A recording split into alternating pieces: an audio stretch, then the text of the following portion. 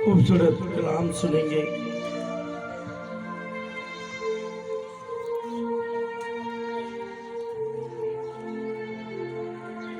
पालूस रसूल का खत तस्नीकियों कलीसिया के नाम, पहला तस्नीकियों और उसका 5वां और उसकी 16 आयत में से वहां पर लिखा गया है, हर वक्त खुश रहो, बिला नागा दुआ करो, हर एक बात में शुक्रगुजारी करो, क्योंकि मसीह यीशु में तुम्हारी बाबत खुदा की यही मर्जी है। खुदा के पाक कलाम पढ़े, सुने और समझे जाने पर खुदा की बरकत हो। सब बोलेंगे आमीन आमीन। मेरी असीसों, पालूस रसूल जो खुदा के असीम खादम थे, वो खुदा के साथ बड़ी मोहब्बत रखते थे। वो कलीसिया को लिखते हैं कि हर वक्त खुश रहो। आज हम देखें तो कोई इंसान खुश है नहीं, जिसको भी पूछेंगे वो ही परेशान है, कुछ औलाद की वजह से, कुछ घर की वजह से और कुछ अपने माली हालात की वजह से परेशान ही परेशान है, क्योंकि इब्लीस नहीं चाहता कि आप खुश रहें। लेकिन हमारा खुदा जो जमीन और आसमान का खुदा है, वो कहता है खुश रहो। बिना नागा दुआ करो, क्योंकि दुआ अगर हम लिखें तो एक लफ्ज, अगर उसके हम दो जोड़ करें तो 3 वर्ड्स बनते हैं, दाल, ऐन और अलिफ। दाल से दिल, क्योंकि इंसान के पास अगर दिल है तो सब कुछ है। अगर दिल बंद तो इंसान बंद, क्योंकि इस दिल के अंदर खुदा रहता है। मेरे असीसों, दाऊद नबी फरमाते हैं कि मैं अपने पूरे दिल से खुदा की शुक्रगुजारी करूंगा। तो आज हमने भी पूरे दिल से खुदा की शुक्रगुजारी की। भाई तारिक ने, बेटी अनम ने और पूरे घराने ने मिलकर खुदा की शुक्रगुजारी की है।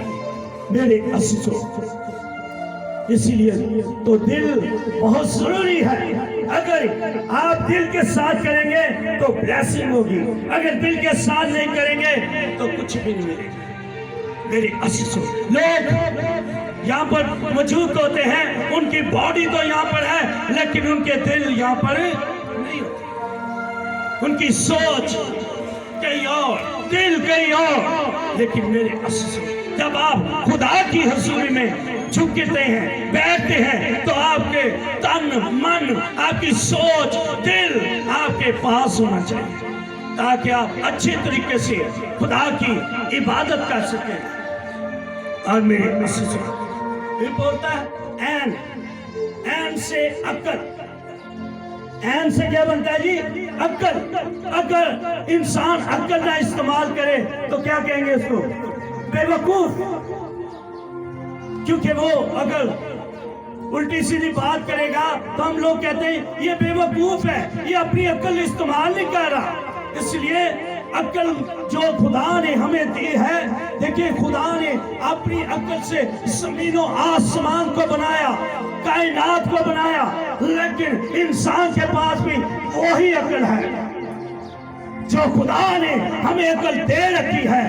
तो इंसान भी पीछे नहीं रहा, उसने भी वही अक्ल इस्तेमाल की और जो सियारे आसमान है उनके अंदर इंसान चला गया।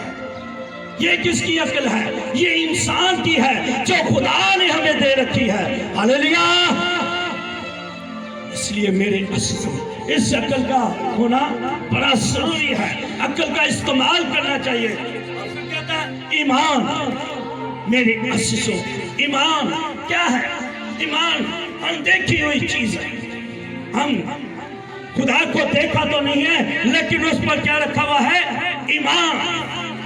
क्योंकि खुदा में यीशु मसीह के पास भी जितने लोग आते थे, खुदा वही कहता था कि जा बेटी, तेरे ईमान ने तुझे अच्छा कर दिया है। तो आज मेरी असीसों, आपको भी ईमान के साथ जो लोग ईमान के साथ आते हैं वो ही सरफराजी पाते हैं, वो ही बरकत पाते हैं, वो ही जिंदगी पाते हैं। तो मेरे असीसों, आज हमें ईमान की बहुत कमजोरी है, हमें ईमान की कमी है।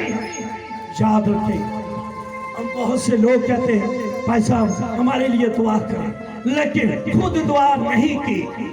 लेकिन जब आप दुआ करेंगे, खुद दुआ करेंगे, खुदा के आगे झुकेंगे, उसको सजदा करेंगे, तो फिर खुदा है जो आपकी आवाज को सुनेगा। मेरे असीसों, क्योंकि दुआ वो चाबी है जो हर एक ताले को लग जाती है, जो इब्लीस ने हमारी जिंदगी के अंदर लगा दिए हैं, बीमारी के ताले। लेकिन याद रखें, जब आप दुआ करेंगे, सजदे के अंदर झुककर सजदे के अंदर दुआ करेंगे, खाकसार होकर दुआ करेंगे, तो मेरे असीसों वो खुदा है जो जमीन और आसमान का खुदा आपकी दुआ को सुनेगा और आपको ब्लेस करेगा। मेरे असीसों, ऐसी दुआ होनी चाहिए और पूरे दिल से। फिर वो कहता है सभी लोगों के अंदर कि मैं तुझ में खुशी मनाऊंगा। आज जिस तरह भाई तारक ने, बेटी अनम ने खुशी मनाई है, आप सब लोग जानते हैं कि आज भाई तारक ने कौन सी खुशी मनाई? किसी को पता है? सब लोग आए तो हैं, शुक्रगुजारी तो पता है, लेकिन क्यों करवाई? आमीन आमीन। देखिए मेरे आज भाई तारक खुदा के बहुत प्यार करता है, मोहब्बत करता है।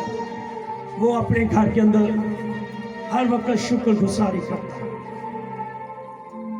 और उसके आगे झुकता, उसे सजदा करता। कोई भी काम हो तो सबसे पहले उन्होंने खुदा के खादमों को दावत दी।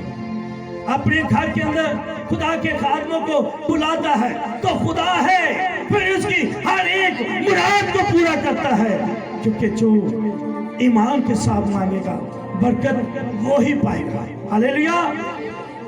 तो मेरे असीसों, आज हमें इस तरह की शुक्रगुजारी और खुदाओं की यही मर्जी है। याद रखें मेरे असीसों, खुदा आपको चाहता है, खुदा आपके दिल को चाहता है, खुदा आपकी सोच को कि मेरा बेटा, मेरी बेटी मेरे आगे झुके, मुझे सजदा करे। आज हम लोग क्यों पीछे हैं? क्यों इब्लीस ने हम पर जाल बिछा रखा है? इसीलिए कि हम लोग दुआ नहीं करते, क्योंकि जो लोग दुआ करते हैं खुदा उनको सरफराज करता है, खुदा उनको ब्लेस करता है, खुदा उनको जिंदगी देता है, खुदा उनको निजात देता है, क्योंकि खुदा जिंदा है। यीशु हम सब के लिए इस जमीन पर है और उसने भी देखे हर वक्त दुआ की है, पहाड़ों के अंदर, जंगलों के अंदर जाकर घुटनों के बल झुककर दुआएं की है। तो आप क्यों नहीं दुआएं करते? क्योंकि मेरे अजीजों, खुदा उनकी मुराद को पूरा करता है, खुदा उनको ब्लेस करता है जो दुआ करते हैं। तो आज मेरे अजीजों, आपको दुआ की जरूरत है, क्योंकि जो कराना दुआ करेगा सरफराजी वो ही पाएगा। घर के अंदर कोई भी चीज लेकर आए तो सबसे पहला दर्जा यीशु मसीह को देगी। सबसे पहला दर्जा किसको देगी? यीशु मसीह को। आप घर के अंदर बाइक ले, एलईडी ले, फ्रिज ले, कोई भी चीज ले, तो सबसे पहले खुदा के खादमों को बुलाए ताकि उस चीज को ब्लेस किया जाए, उस चीज को मसा किया जाए, ताकि खुदा उस चीज को लाइफ टाइम चलाएगा। क्योंकि जिसके ऊपर ब्लेसिंग होगी, जिसकी शुक्रगुजारी की जाएगी, खुदा उस चीज को लाइफ टाइम कर देता है। हालेलुया।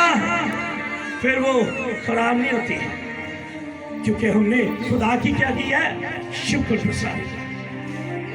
तो आज मेरे अजीजों, अपने अपने घरों के अंदर शुक्रगुजारी किया करें। कोई भी काम हो, सबसे पहला दर्जा यीशु मसीह को दें, तो फिर मैं कहता हूं वो काम के अंदर कमी नहीं आएगी।